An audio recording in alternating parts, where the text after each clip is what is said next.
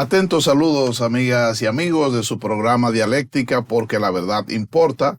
Nueva vez llegando a ustedes con este programa en el que tratamos de costumbre temas de filosofía, de teología, economía, educación, entre otros. Hoy vamos a tener un programa muy especial. Ustedes recordarán que hace unos días hicimos un programa hablando de la educación superior, fundamentos, características y condiciones actuales. Y en ese programa nos acompañó el profesor Dr. Bartolo García, que es un catedrático importante, apreciable de la Universidad Autónoma de Santo Domingo, de la Pucamaima y de otras universidades del país. Y al concluir ese programa, nos comprometimos a volver con ustedes para hablar del pensamiento crítico. La importancia del pensamiento crítico, sobre todo en los tiempos de la era digital en que estamos viviendo. El profesor Bartolo ha regresado, por lo tanto, con nosotros para tratar sobre ese tema y sobre eso vamos a hablar en el día de hoy. Pero antes quiero presentarle los canales a través de los cuales nosotros llegamos a ustedes, el canal 101 y el canal 1101 en alta definición de Claro, el canal 81 de Altiz, el canal 81 también de Aster, a través del canal 20 de Telecable Dominicano, el canal 46 de Win Telecom, el canal 647 de Fire TV Stick. Además, estamos en más de 140 sistemas de cables en todas las provincias del país, en el satélite EUTEL para todo el continente americano, en el satélite Intelsat para el resto del mundo, y por supuesto a través de nuestras plataformas digitales, además por supuesto que nuestra página web www.sumundo.com. De manera que llegamos a ustedes por todos estos canales con nuestro programa Dialéctica. Vamos a hacer una brevísima pausa para entonces venir con el tema central, que es el pensamiento crítico. Vamos a hacer un poco de análisis histórico del mismo, vamos a hablar un poco de su característica y también de la relación con otra tipología de pensamiento, y eso lo vamos a tratar con el profesor Bartolo García. Así que pausamos y volvemos en breve. De regreso con ustedes en Dialéctica, porque la verdad importa, como decía en la introducción. Hoy vamos a hablar de un tema muy importante, vamos a hablar del pensamiento crítico y nos acompaña un especialista en la materia, el profesor Bartolo García. Profesor, bienvenido a Dialéctica. Muchas gracias, muy contento de estar aquí nueva vez. Bueno, así es, ya ustedes saben que, como decía también, en programas anteriores habíamos hecho el compromiso de tratar sobre este tema y muchos de nuestros televidentes me han estado escribiendo, igual que el profesor Daniel y el profesor Julián y a Pedro Eduardo, de cuándo vamos a referirnos a esta temática.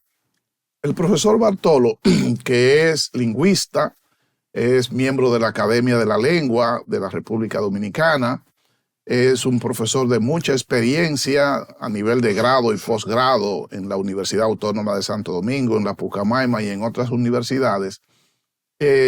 Se ha dedicado por mucho tiempo sobre todo a esa área de las humanidades y tiene sus principales inquietudes en función del mismo pensamiento crítico en base al tema de las humanidades. Y sobre todo ahora que entramos desde hace un tiempecito a la era digital y ahora estamos bregando con la inteligencia artificial y todo lo que representa un tema importante que es la verdad. La correspondencia entre el juicio que se hace, entre la palabra, se diría, y el objeto al cual se refiere ese juicio. La correspondencia o no, cuando hay coherencia, y por lo tanto cuando hay verdad y cuando no hay verdad. E incluso cuando hay media verdad, porque puede ser, o cuando hay aparente verdad, simulación. Bueno, ¿cuántas situaciones, profesor, han surgido sobre todo por la intervención de la tecnología, no solamente en la construcción del discurso, sino también por como la autonomía que la tecnología misma tiene en esa construcción de discursos. Así que la tecnología es productiva en este tiempo. Y entonces, ese producto tecnológico, en función de conocimiento, pudiera distanciarse del conocimiento que produce el cerebro humano, la persona, en su trabajo. Y entonces ahí viene el tema del pensamiento y la importancia que tiene. Así que profesor, le propongo como que comencemos con la parte definitoria y asuntos generales relacionados con el pensamiento crítico. Sí, muy bien. Tal vez sea bueno comenzar con el pensamiento en general, porque hay distintos tipos de pensamiento. Se cree que hasta los animales de algún modo piensan. Sí. Digamos que para la reproducción, la feromona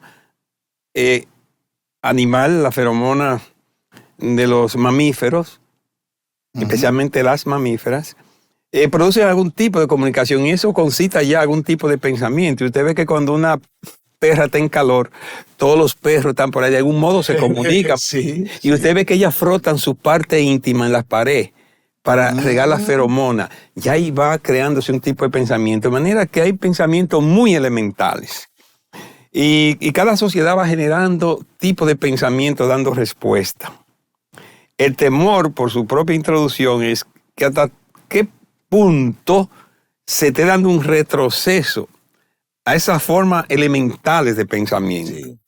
Hay pensamiento declarativo que tiene su importancia, un pensamiento donde simplemente se transmiten las informaciones. Hay un pensamiento acrítico y así podemos llegar hasta el pensamiento complejo, que ya es tal vez la máxima expresión. Dentro de ese pensamiento complejo hay una modalidad que tenemos que reivindicar hoy, casi como herramienta de autodefensa de estos vendavales que ya usted muy bien expuso, de medias verdades, información que son más peligrosas muchas veces que las mentiras completas, de la manipulación, y que en el caso de la inteligencia artificial generativa también están las alucinaciones. O sea, generan informaciones totalmente alucinantes que no tienen nada que ver con la realidad, pero mezclada con declaraciones, digamos, lógicas que confunden. Sí. Y si a eso usted le suma que están promoviendo, usted entra a internet y son varias plataformas de inteligencia artificial generativa. Héctor, que es la que más están promoviendo ahora después de ChatGPT, ellos dicen abiertamente: odio estos ensayos de los profesores para superar toda esa aburrida práctica de escribir. Tenemos aquí un editor, Héctor, que te hace los ensayos y ya no tienes que estar con esos aburridos profesores que te ponen a escribir. Sí. Eso parte del alma. Porque la forma más profunda de pensar es escribir. No se puede escribir en el sentido estricto sin pensar y sin pensar críticamente. Y ahí liga. Entonces, toda esa conspiración que usted ponía de fondo demandan entonces una respuesta, una herramienta que es el pensamiento crítico. Y ahí entonces, ¿qué sería el pensamiento crítico? Sería una forma de reflexionar primero sobre tu mismo pensamiento, someterlo a prueba y también desarrollar estrategias para evaluar el pensamiento ajeno. Como hay tanta difusión de informaciones y a veces las informaciones son, especialmente en forma de discurso, son la expresión del pensamiento que se genera previamente. De manera que podemos ver el pensamiento como un proceso y el pensamiento como un producto.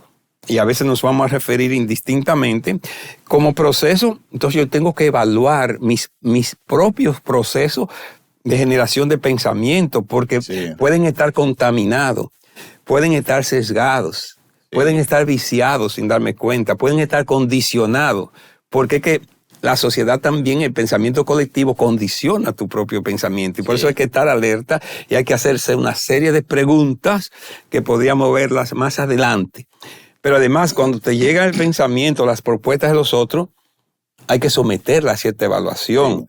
Sí, hay que buscar entonces las dimensiones de ese pensamiento. Hay que hacerse algunas preguntas sobre ese pensamiento para entonces llegar a conclusiones. Y por eso el pensamiento crítico se convierte también en una herramienta de estudio independiente, de autogestión incluso, para los estudiantes, porque todas las informaciones las puede sopesar. El Papa Francisco, comentábamos, decía recientemente que para enseñar informaciones solo se necesita ya computadora. Sí. Pero para enseñar a pensar, para enseñar a hacer, para enseñar a comportarse con determinados valores, se necesita entonces profesores. A pesar de que muchos declaran la desaparición de los profesores y la profesora, yo creo que deben ser las últimas las profesiones, si es que van a desaparecer algún día, porque para eso se necesita alma, se necesita sentimiento, se necesita estrategia, se necesita compromiso. Y el Padre Francisco dio en la diana cuando dice que para enseñar hoy se necesitan profesores comprometidos con una forma de pensamiento, que aunque no dijo crítico, pero sí una forma de pensamiento que dé respuesta a toda estas necesidades. Y tal vez faltaría mucho tiempo, profesor, para instalar en las máquinas, en las computadoras, esas competencias que adornan a las personas, ¿verdad? Al ser humano y al profesor, como usted decía. Refiriéndonos a la historia, usted recuerda, profesor, la lucha eterna de Sócrates con los sofistas, a los que él acusaba de utilizar argumentos con apariencias de verdad, pero que entrañaban una falsedad, los sofismas y la falacia. Y lo propio sucedía incluso con Jesucristo frente a los fariseos, que con frecuencia también los acusaba de producir discursos e informaciones con los cuales lograban seducir a las personas que, decía él, tenían menos capacidad como de descomposición era del discurso, para identificar la falsedad que entrañaba ese discurso. Así que esa visión crítica que debe tener el individuo al pensar, que usted refiere, al pensar, para identificar la verdad, la búsqueda de la verdad viene desde muchos tiempos atrás. Y he visto en algunos escritos suyos, profesor, la referencia al escepticismo y a la duda que, recuerde, planteaba Descartes, René Descartes, incluso el método de la duda o el criterio de la duda como método cartesiano. La importancia de la duda y del escepticismo para descubrir la verdad de las cosas, todo eso fortalece lo que usted está diciendo, que es la importancia del ser humano como ente generador de conocimiento y también promotor de conocimiento. Que puede hacerlo la máquina, pero la máquina tiene un punto de partida y también tiene incluso una programación de la persona. Así que el profesor sigue siendo un elemento fundamental para programar, para predeterminar en cierto sentido, incluso para hacer y rehacer. De hecho, el pensamiento crítico se enseña y comenzaste muy bien en este sentido, o sea, me crea el ambiente. Rastreando la historia del pensamiento crítico, justamente comienza con Platón, a través de Sócrates como personaje real o creado. Porque Qué bien. La dialéctica es una de las dimensiones del pensamiento crítico. Dialéctica incluso en su sentido general, como forma de argumentar y debatir. Fíjate que toda esa estrategia que inventa Platón es una estrategia de pensamiento crítico, sí, de llevar a confrontar. He estado sumergido un tanto en los diálogos platónicos a propósito de que estoy participando en la Sociedad Filosófica El Banquete que tienen en la UAS, sí, y me toca exponer precisamente sobre el crátilo. Y es fascinante cómo a través del diálogo lleva a cuestionar, nunca de entrada, Sócrates siempre participa y es como el eje central, pero nunca de entrada ni descarta ni afirma, sino que lleva a los participantes a reflexionar sobre su propio pensamiento. Exacto. Y esa es la esencia del pensamiento crítico. Correcto. Lo lleva, y muchas veces parecen hasta poéticos los diálogos porque no hay una conclusión determinante. Y eso es importante en la academia. Eso es importante. Que la gente aprenda que en la academia no es el consenso lo determinante, sino la forma de mantener el disenso, que es el pensamiento crítico. Correcto. Porque el pensamiento crítico siempre te llevará, aunque tengamos razón ahora, debemos seguir. Entonces, dos formas del pensamiento crítico, o dos aspectos en Platón. La dialéctica, como este programa, la dialéctica como forma de debatir, forma de argumentar, forma de pensar, y la mayéutica, de que yo no tengo la última palabra necesariamente, sino tú puedes tener... La mayéutica te lleva a pensar sobre lo pensado. Exacto, y entonces ahí tenemos dos elementos importantes que los profesores y las profesoras deberíamos recoger hoy en día para irla implementando. No solamente aquellas exposiciones deslumbrantes que son necesarias. Yo creo que sí, que el profesor tiene que tener erudición. Sí. Yo creo que todo no es de que formar grupo y exponer, no. Tenemos que reivindicar la figura del catedrático, sea menospreciado como que todo es practicismo. No, necesitamos catedráticos especializados, pero que sepan dirigir a los estudiantes a que construyan su propio pensamiento, a que reflexionen sobre su propio pensamiento. De manera que en Occidente, por lo menos, que uno encuentre documentos, la historia del pensamiento crítico tiene 2.350 años. Fue un impulso que todavía tiene vigencia. Esos elementos que yo los reivindico como una de las dimensiones del pensamiento crítico, la dimensión dialéctica o dialógica, dialéctica en el sentido de dialógica, de que poner en contacto con otro pensamiento. Claro. Porque hoy en día el pensamiento de las personas es muy árido, muy estéril, muy lineal y sin conexiones. Se necesita que si usted está hablando precisamente de pensamiento crítico, usted sepa que otras personas han escrito sobre eso. Y ponerlo en contacto, cómo se relaciona lo que otros dijeron con lo que yo estoy diciendo. Porque no se parte de cero. Pero hoy en día la gente simplemente se limita al segmento de la realidad que le toca sin hacer esas conexiones. De manera que esa dimensión dialéctica del pensamiento crítico tiene que ver con forma de argumentación, forma de debatir y forma de conexión de tu pensamiento, de tus ideas con la de otros. Y eso es muy importante. Entonces, ahí vemos que el pensamiento crítico tiene una historia muy amplia, que ha tenido sus vacíos, sus olvidos, pero que hoy hay que recuperar. Así es. Mire, profesor, me ha agradado mucho la referencia que usted ha hecho a la figura de Sócrates en el discurso, en los diálogos de Platón. O sea, de Sócrates como el personaje que interviene en los diálogos platónicos y que provoca. Es Platón que lo está haciendo, obviamente, en el personaje de Sócrates, que provoca y que usted dice... no tiene como propósito llegar a un sí o un no. No tiene un propósito categórico, sino que esa provocación es justamente para discutir, abrir una mesa, una fuente de discusión en donde se conozcan, como se diría, los pros y los contras, los diferentes puntos de vista, de suerte que la otra persona los conozca.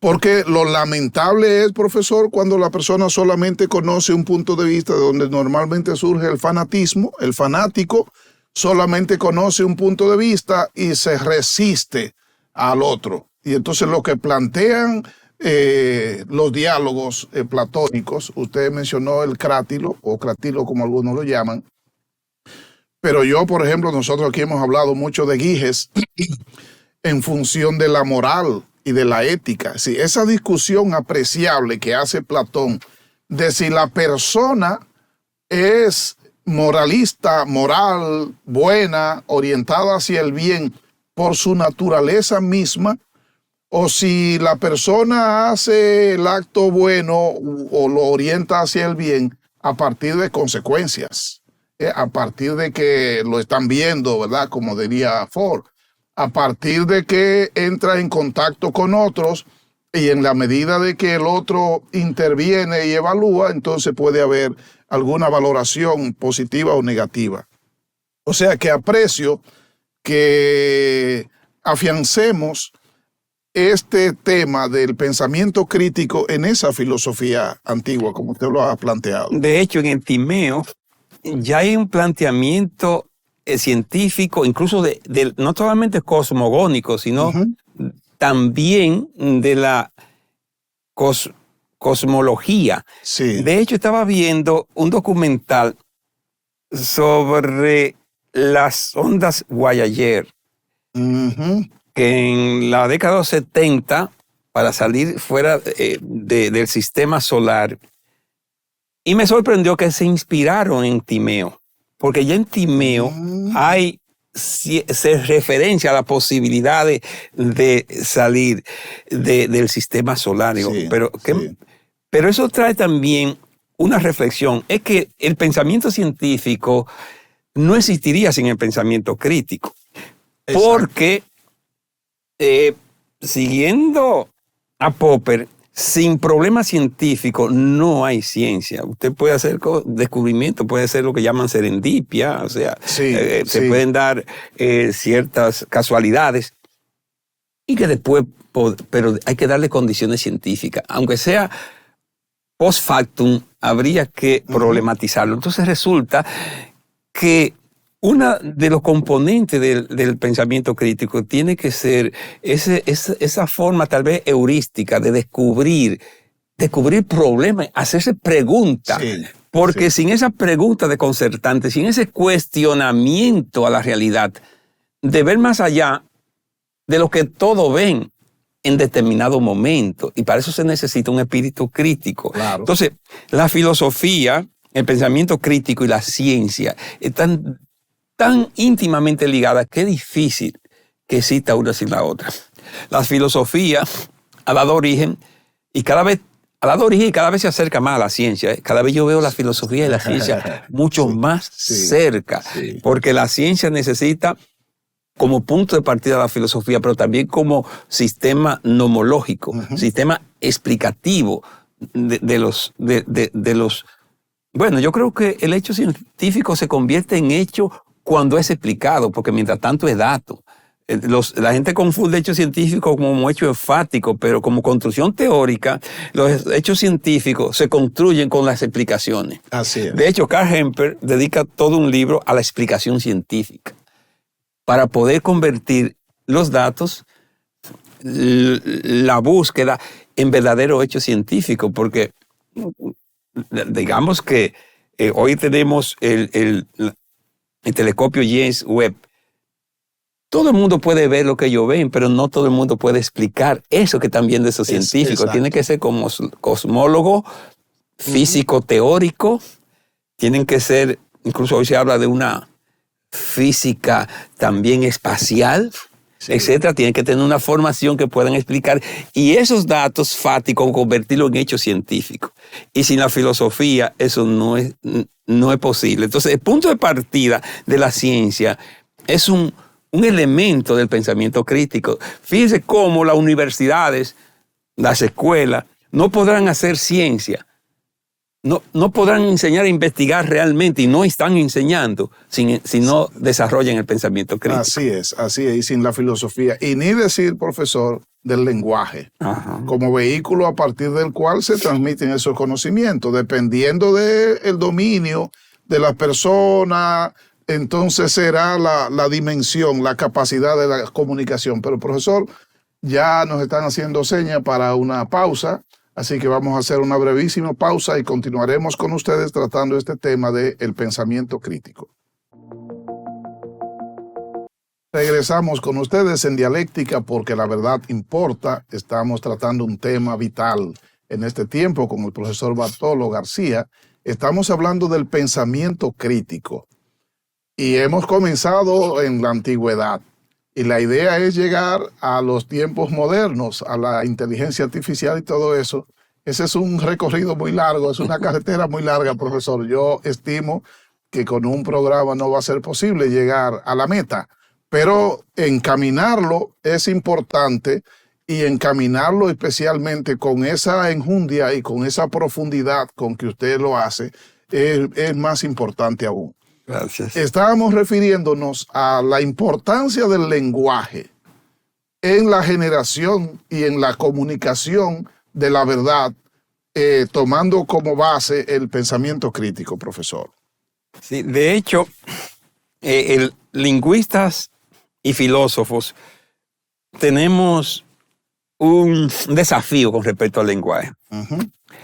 Porque el lenguaje sirve de herramienta para pensar. Y por definición, un filósofo es un pensador. Uh-huh. Así es. Tiene que pensar con el lenguaje, pero tiene que pensar también sobre el lenguaje, porque el lenguaje no es objeto exclusivo de estudio de los lingüistas. El lenguaje en su manifestación, de hecho, en Platón es una preocupación constante en varios de sus diálogos. Entonces, tiene que pensar sobre el lenguaje, con el lenguaje, pero también tiene que tomar al lenguaje como herramienta del pensar y objeto del pensar. Y objeto, así es. Entonces, el lingüista también. Claro, no nos vamos a detener la diferencia de lengua, habla y lenguaje, porque en última instancia todos son elementos del lenguaje. Sí, estoy hablando como lenguaje. Cuestiones técnicas de ustedes. Exacto, como sombrilla que abarca todo lo que tiene que ver. Entonces, se dice que sí podrá haber pensamiento sin lenguaje. Hay quienes dicen que sí, pero ¿de qué pensamiento estamos hablando? Podemos estar hablando de pensamiento instintivo. Sí, lo tenemos con otros animales. Sí, intuitivo. Podría haber cierto pensamiento. Yo creo en la intuición, y en la... hay un pensamiento también que la gente le da como esa... instintivo e intuitivo. Están los dos, sí, los que dos se dan.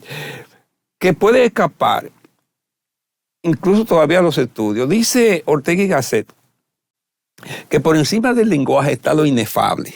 Uh-huh. Lo que por inefable casi inexpresable, que cae de adentro tal vez de lo subliminal y del intuitivo, y por debajo, y dice, y por debajo del lenguaje lo que por sabido se calla. O sea, hay muchas cosas que se dan por supuesto. Entonces, todas esas manifestaciones del lenguaje van a demandar ciertas capacidades que no vamos a entrar en detalle, donde estaría lo que llamamos la competencia pragmática, que es saber qué debo decir en cada momento, que debe ser una de las dimensiones del pensamiento crítico. Saberte callar cuando hay que callarte. Saber levantar la cabeza cuando tiene que hacerlo. Saber levantar la voz cuando hay que levantarla. Saber modular la voz cuando hay que modularla. Saber ser enfático, porque hay gente que te dice un no. Y te lo dice con tanta, como con tan poca personalidad. Así que es. Entonces, que la otra persona podría leerlo como sí, como que me dice, si me ataca. Sí. Entonces, alguien me dijo una vez, cuando tenga que decir, me lo dijo un cura, cuando tenga que decir un no, dilo con mucha firmeza, no lo diga con pena. Mientras más fuerte tiene que ser categórico para que no haya duda de que es el no. Eso me estaba enseñando pragmática sin darse cuenta. Sí. Todo eso, ese pensamiento crítico, también es un pensamiento para la vida. Así es. Tiene que ver con el contexto de la comunicación. Entonces, esa es una dimensión que la escuela tiene que tomar en cuenta. Sobre todo, nuestros jóvenes que vienen de hogares muy, no voy a decir disfuncionales, que no encajan dentro de lo que se espera si quieren ascender socialmente. Sí. Entonces, el desafío de la escuela no es solamente transmitir datos y conocimiento, no es simplemente saber ni siquiera ser rebelde.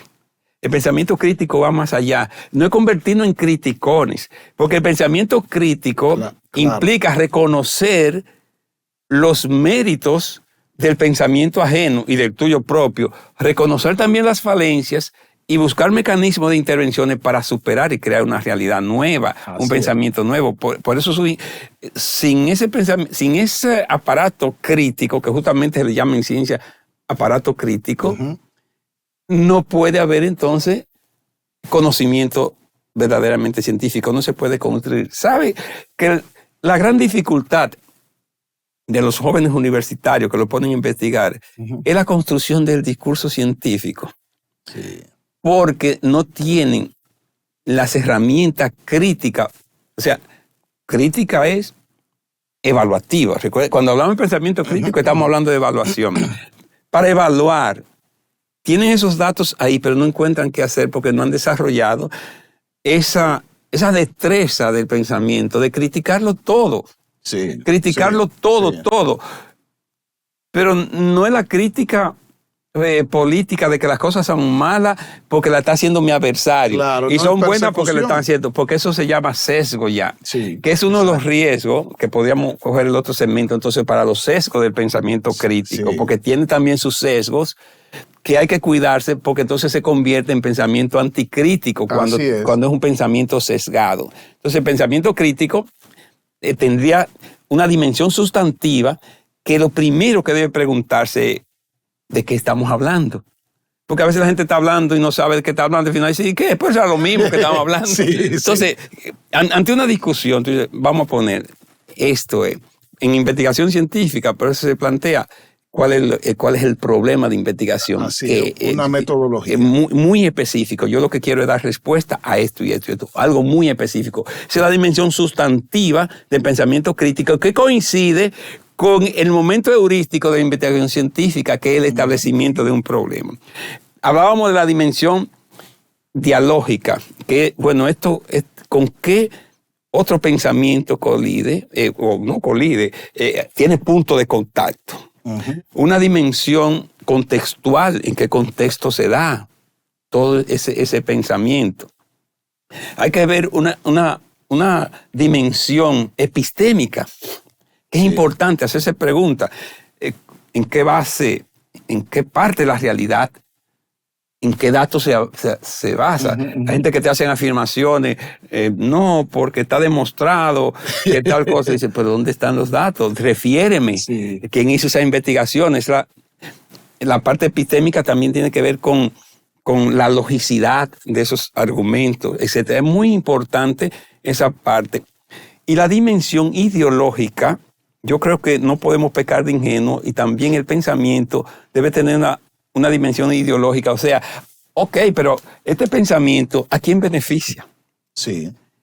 ¿Qué se gana con implementarlo? ¿A qué marco conceptual corresponde? Exactamente. ¿Verdad? Se relaciona. Sí, tú dices, bueno, todo está perfecto, tiene esto, pero esto me está llevando tal vez a que la sociedad se envilezca colectivamente. Todo está bien, pero ¿a dónde me lleva?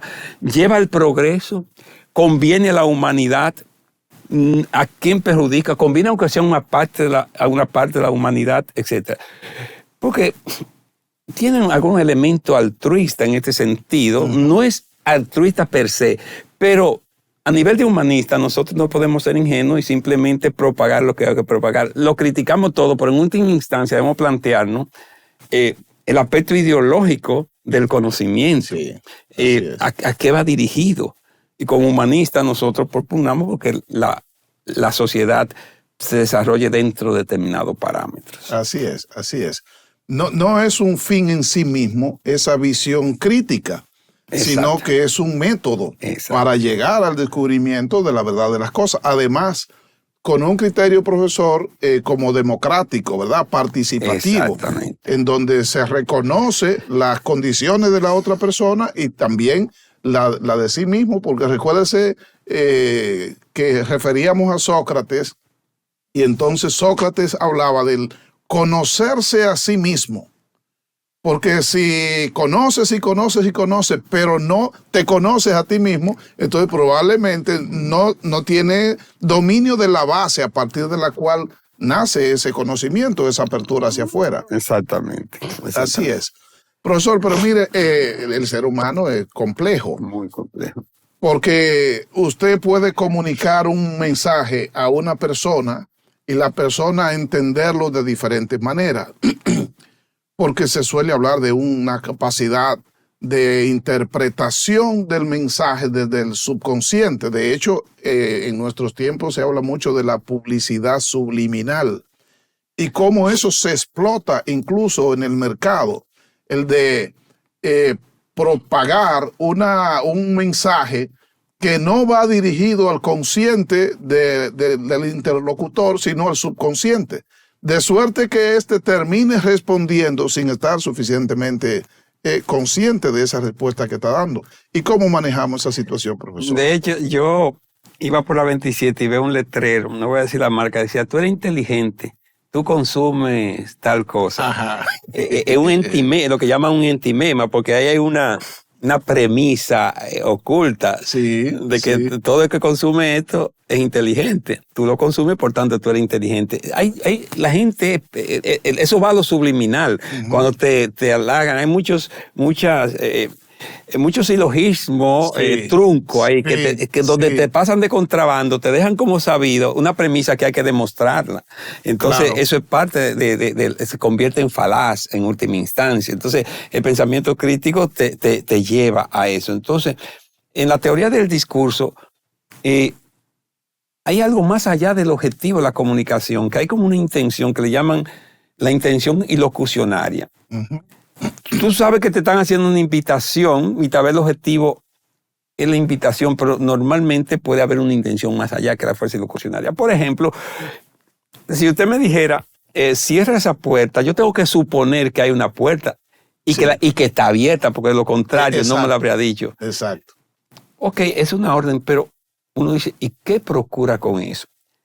A lo mejor si usted estuviera con su secretaria, la secretaria diría, ¿y qué habrá después de eso?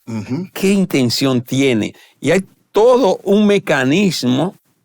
O cuando la gente dice, recuerdo yo que estaban unos jóvenes así, una tarde dice, está haciendo calor, le dice a la muchacha, ¿qué tal si nos tomamos una cerveza? Ella entiende perfectamente. Aparentemente el acto de habla, lo que llaman el acto de habla es una invitación. Pero será la invitación solo a tomarse la cerveza. Y ¿qué va más allá? Y se desencadena porque hay todo un mecanismo que es importante que las personas tengan pendiente, porque muchas veces si se dejan pasar la sutileza, después es difícil parar entonces cuando ya el discurso se ha desarrollado. Así es. Que a veces esas sutilezas no se pueden dejar pasar y ver un poco más allá sin caer en paranoia.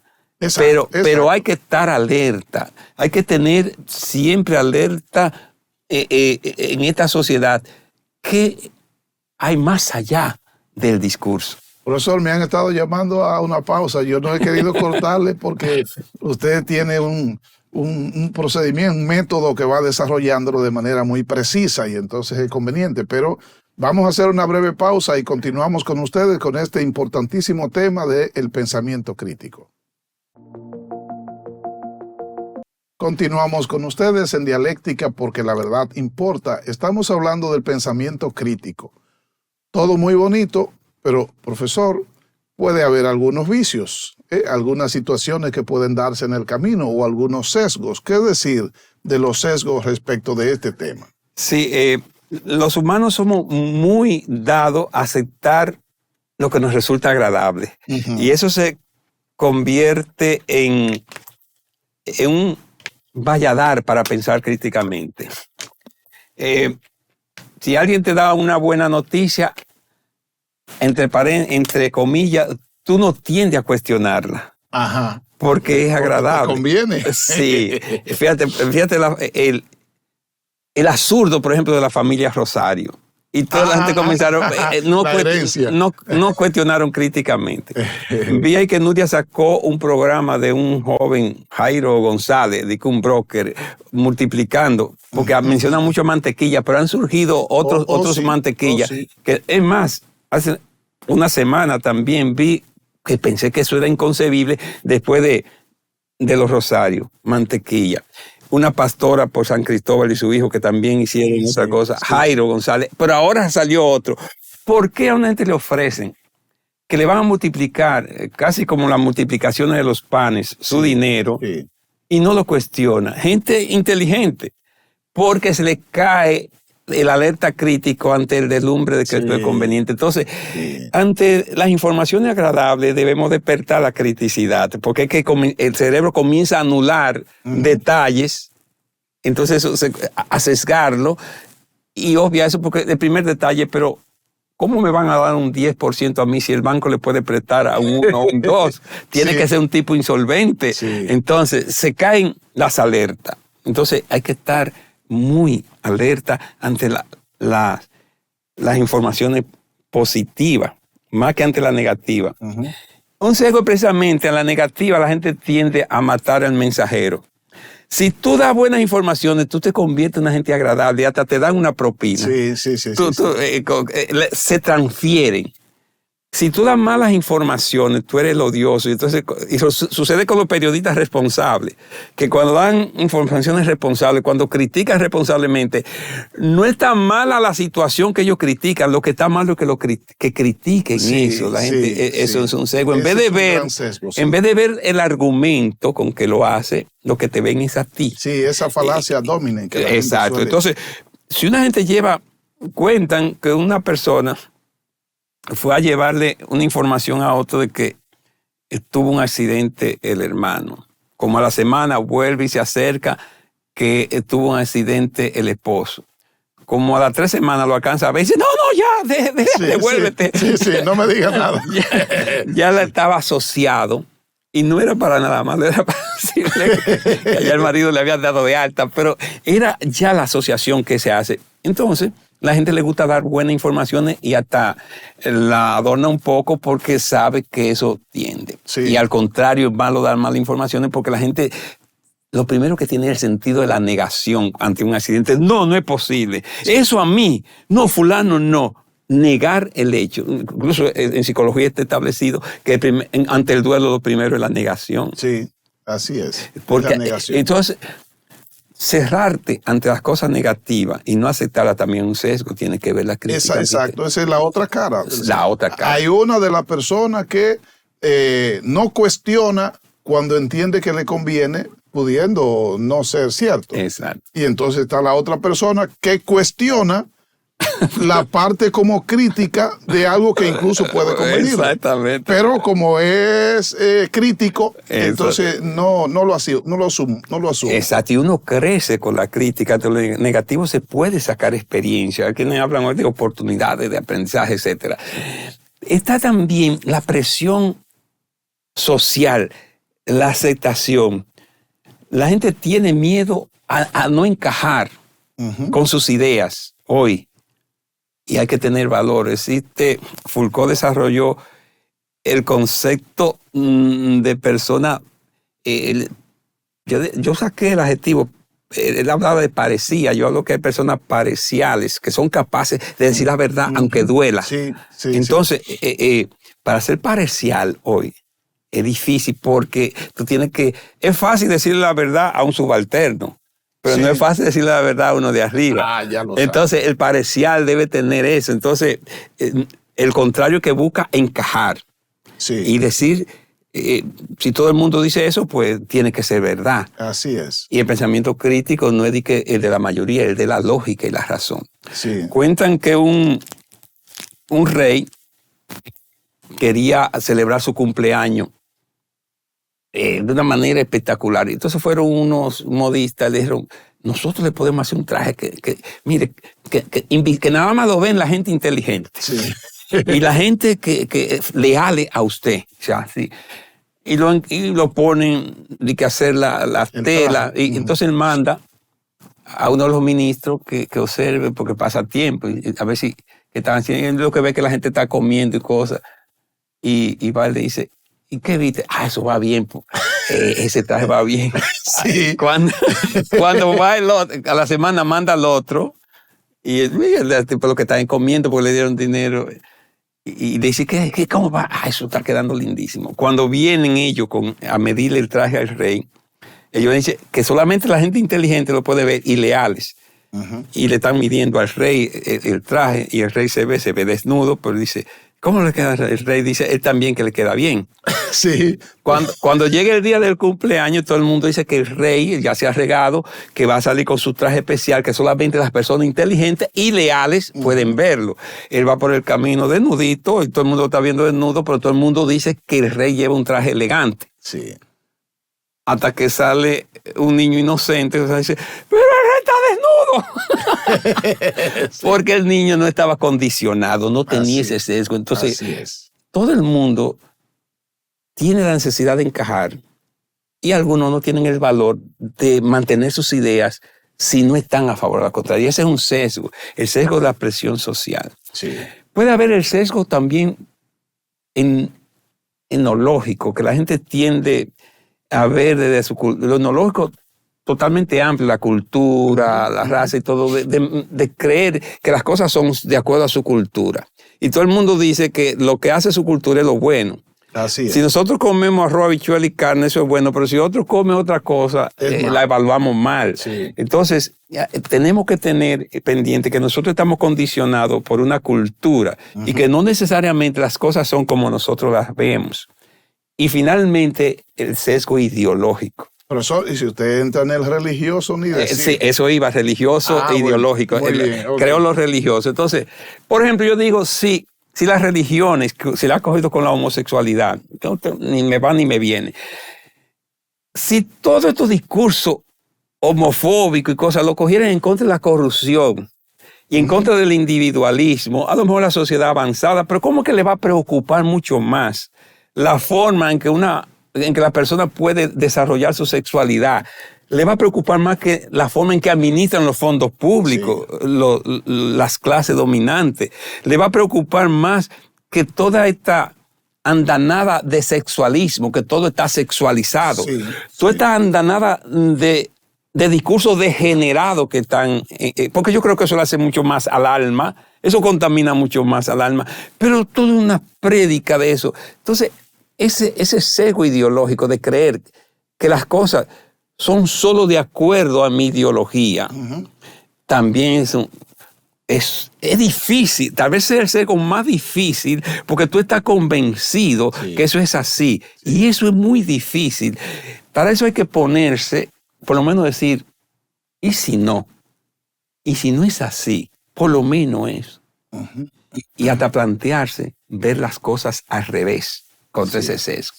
Porque, por ejemplo, la gente dice, el diablo sabe por diablo, el diablo sabe por viejo y no por diablo. Y me dice un cura un día, mira, yo creo que el diablo sabe por diablo y no por viejo, porque hay mucha gente vieja que no sabe nada. La naturaleza del diablo es ser malo y ser conspirador. Entonces, hay muchas expresiones que están establecidas que si tú las tiras al revés, verá, por ejemplo, y para terminar, porque yo sé que el tiempo... decían que más vale un malo por conocer las madres a las niñas que un bueno, que un malo por conocer, era mejor un malo por conocer que... que un malo conocido.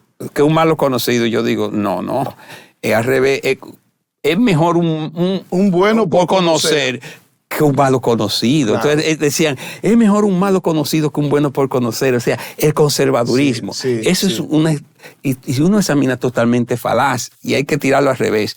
Es mejor un bueno por conocer que un malo conocido. Mire, profesor, tenemos que hablar del pensamiento crítico aplicado al mundo político. El tema, por ejemplo, de la demagogia como un sofisma importante que arrastra a mucha gente. Pero ni decir de la tecnología, ¿verdad? La tecnología moderna y digital. Así que se nos va a quedar una segunda parte de este programa sobre pensamiento crítico más adelante, aterrizado en nuestros tiempos, que la juventud puede identificarse también mucho más con ello. Señores, no nos queda más que agradecer al profesor Bartolo que nos haya acompañado, y a Bartolo ha aceptado que va a colaborar con nosotros de acuerdo con su tiempo, así que estamos de fiesta nosotros en Dialéctica. y lo esperaremos, profesor, entonces en otra ocasión. Estamos a su disposición. Muchas gracias. A ustedes, gracias por la sintonía y será hasta un próximo Dialéctica.